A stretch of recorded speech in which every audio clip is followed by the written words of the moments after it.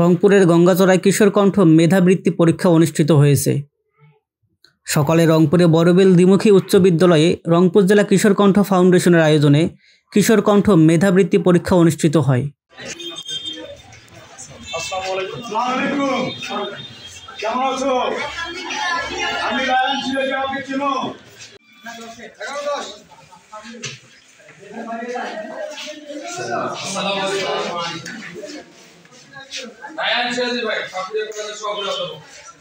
পরীক্ষার্থীদের সাথে কুশল বিনিময় করেন রংপুর 3 আসনের জামাত মনোনীত এমপি প্রার্থী অধ্যাপক রায়হান সিরাজি।